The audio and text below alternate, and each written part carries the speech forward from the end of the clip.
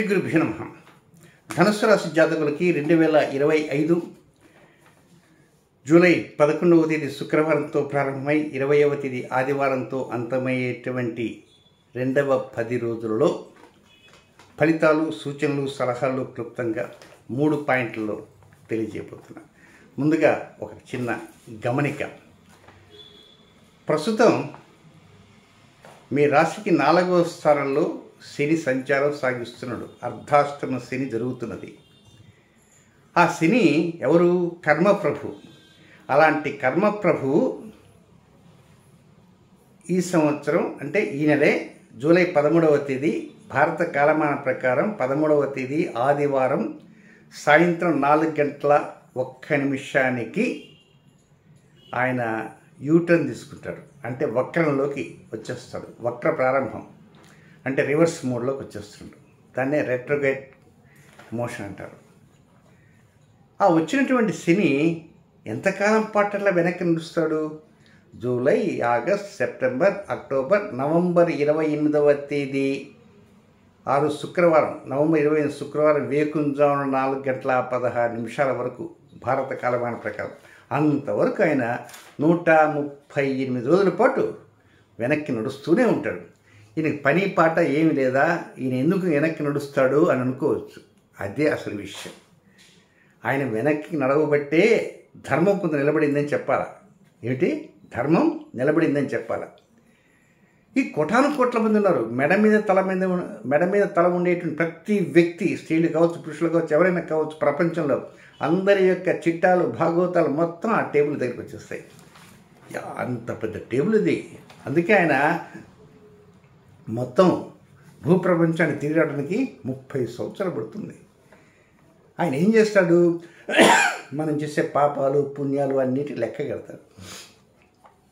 ఎవరెవరికి ద్రోహం చేశాం, ఎవరెవరికి న్యాయం చేశాం, ఎవరిపైన కక్షలు కట్టాం, కార్పణలు కట్టాం, ఎవరిని మర్డర్ చేశాం, ఎవరి మీద వెచ్చగబడ్డాం, ఎవరిని ఉబ్బిలో నెట్టేసాం, ఎవరి దగ్గర అధిక వడ్డీలు గుంజేసాం, ఇన్ని రకాలను చేసిన వాళ్ళు ఎంతోమంది ఉంటారు.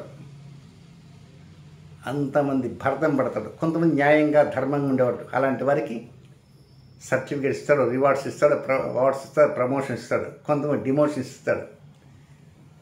కనుక ఆయన కాంట్రాక్ట్ సర్టిఫికేట్ లాగా ఇచ్చేసిపోతుంటాడు. కనుక మనం చాలా జాగ్రత్తలు తీసుకోవాలి ఇప్పటి నుంచి. ఇది మొదటి పాయింట్. ఇక రెండవ పాయింట్ ఏంటంటే, ప్రస్తుతం మీకు 9వ స్థానంలో, మీ రాశి నుంచి 9వ స్థానం, దాన్ని పితృస్థానము, భాగ్యస్థానము, అదృష్ట స్థానము అంటారు. ఆ స్థానంలో ఏం జరుగుతుంది? పిశాచ యోగం అని ఒక జరుగుతున్నది, ఒక గ్రహస్థితి. ఎవరెవరికి మధ్య? కుజుడు, కేతుకు మధ్య పిశాచ యోగం జరుగుతుంది. అది జూన్ 7 నుంచి జూలై 28 దాకా. జూలై 28తో ఆ పిశాచ యోగ ఘట్టం సమాప్తమవుతుంది. ఆ ఘట్టం పూర్తి కాగానే మరో 4 ఘట్టాలు ప్రారంభం కాబోతున్నాయి. అదేమిటంటే, ఆ కుజుడు 9వ స్థానం నుంచి 10వ స్థానానికి మీ రాశికి రాగానే శనితో డైరెక్ట్గా యాక్సెస్లో ఉంటాడు. ముఖాముఖి, ఫేస్ టు ఫేస్ యుద్ధం ఉన్నట్టు ఎదురెదురుగా ఉంటారన్నమాట. అది మొదటి ఘట్టం. రెండవది, అక్కడ రాహు ఉంటాడు కొంచెం కిందగా. రాహుకి ఈ కుజుడికి షష్టాష్టకాలు వస్తాయి. అలాగే ఇక్కడ కేతు ఉన్నాడు. ఈ కేతువుకి ఆ శనికి షష్టాష్టకాలు. అలాగే కుజుడికి కేతువుకి ద్విద్వాదశాలు. 4 ఘట్టాలు ఉన్నాయి. ఈ 4 ఘట్టాలు ప్రస్తుతం ఉన్నటువంటి కుజకేతువుల సంఘర్షణ కంటే కొంచెం అధికంగా ప్రభావాలను చూపేవి అని చెప్పొచ్చు. ఏం వరి కావద్దు, పరిహారాలు నిదానంగా చెప్తుంటా. 1 by 1 రాశి ఫలితాలను చెప్తుంటాను. అది తినండి, తినండి, వాసన ఉండదు, పక్కన పెట్టండి, ఈ జాగ్రత్త తీసుకోండి, ఈరోజు ఎక్కడికి చేయవద్దు అనుకుంటే సరిపోతాయి.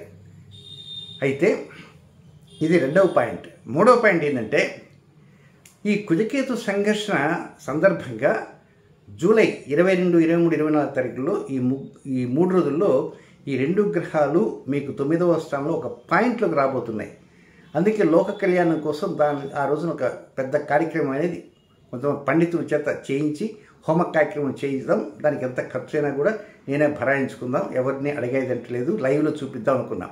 ఈ లోపల నేను నమ్మిన తల్లి మహాకాళి, మహాలక్ష్మి, మహాసరవత భగవతి ఆదేశానుసారం నాకు ఏం చెప్పిందంటే, అయినా గార్గే సిద్ధాంతి బాగానే ఉంది, లోక కళ్యాణం చేస్తున్నావు, కానీ ఇది ఇప్పుడు చేయకుండా ఒక నెల రోజుల్లో ఇప్పుడు ఆగు, నీ లెక్కలు కట్టుకొని ఈ 4 సంఘర్షణలు ఘట్టాలున్నాయి కదా, ఈ 4 సంఘర్షణకు తగిన విధంగా కార్యక్రమం చేయి. మంచి కార్యక్రమం లోక కళ్యాణం చేయి.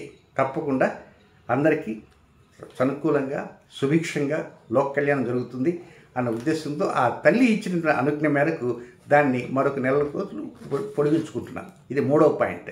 ఇక 4వ పాయింట్ ఏంటంటే ఆగస్టు నెలలో ఒక్కరోజు నేను రాజమండ్రి అపాయింట్మెంట్స్ ఇస్తాను, ఒక్కరోజున ఒరిస్సా స్టేట్ భువనేశ్వర్లో ఇస్తాను, ఒక్కరోజున న్యూఢిల్లీలో అపాయింట్మెంట్ ఇస్తాను. కేవలం ఉదయం వెళ్తాను ఫ్లైట్లో, సాయంత్రానికి మళ్ళీ హైదరాబాద్ చేరుకుంటా. 4-5 రోజులు ఆగిన తర్వాత మళ్ళీ ఒక రోజున వెళ్తాను భువనేశ్వర్కి, ఉదయం సాయంత్రం దాకా ఉంటాను. కనుక వరుసగా ఈరోజు వరుసగా బస్సులో రైళ్ళు పడిపోను. కనుక ప్రశాంతంగా ఎవరికైతే కావాలనుకుంటారో అలాంటి వారు కాల్ చేయవచ్చు. నెంబర్ థంబ్నెయిల్ మీద ఉంది, 9348632385. ఇకపోతే ఫలితాలకు వచ్చేద్దాం. ధనుస్సు రాశి జాతకులకి మొదటి పాయింట్ ఏంటంటే 11వ తేదీ ఉదయం దగ్గర నుంచి 13వ తేదీ సాయంత్రం 6:54 వరకు సోదర సంబంధంగా రక్త సంబంధీకులతో పిచ్చాపాటి చక్కగా ఉంటుంటుంది. అలాంటి పిచ్చాపాటిలో ఉండేటప్పుడు ఒక్కోసారి కొంత ఆరాలు తీస్తుంటారు.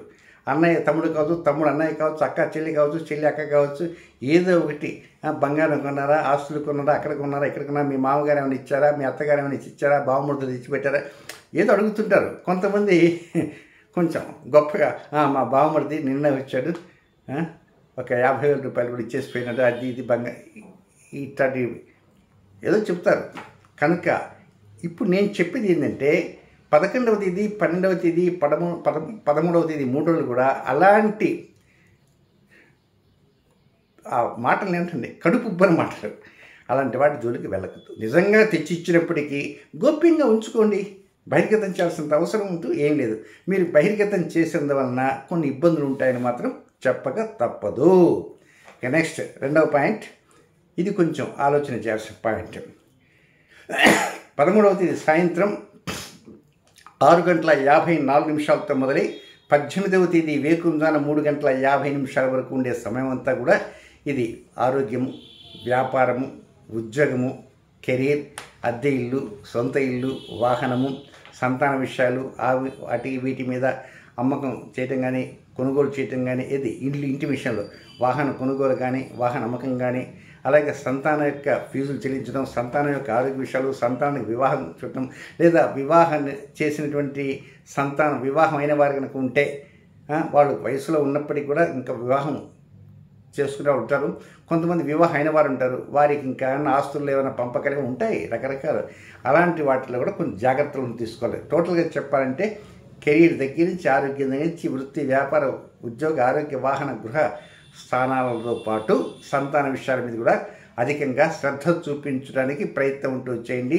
కొంచెం డ్రైవింగ్ జాగ్రత్తగా చేయాలి. ఇకపోతే కొంతవరకు ఈ షేర్ మార్కెట్ జోలికి, అలాగే ప్లేయింగ్ కార్డ్స్కి, జూదస్వన క్రీడలకి దూరంగా ఉంటే మరింత మంచిది. ఇక 3వ పాయింట్ ఉంది. ఆ 3వ పాయింట్ కొంచెం చక్కగా అనుకూలంగా ఉంటుంది.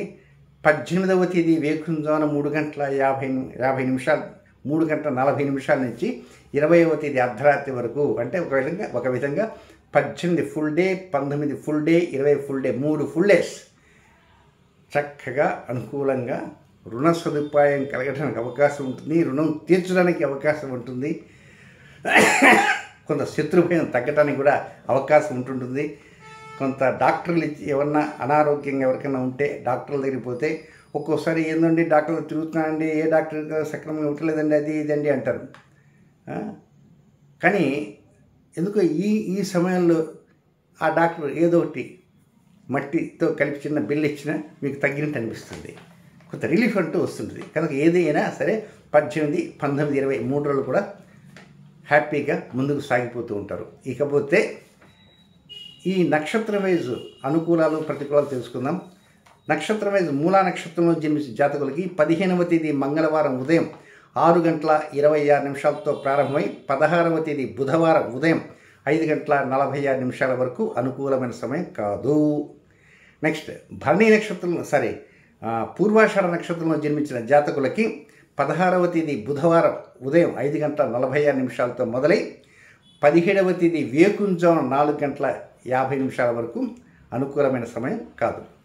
నెక్స్ట్ ఉత్తరాషాఢ నక్షత్ర మొదటి పాదంలో జన్మించిన ధనుస్సు రాశి జాతకులకి 17వ తేదీ గురువారం వేకుంజామున 4:50 ప్రారంభమై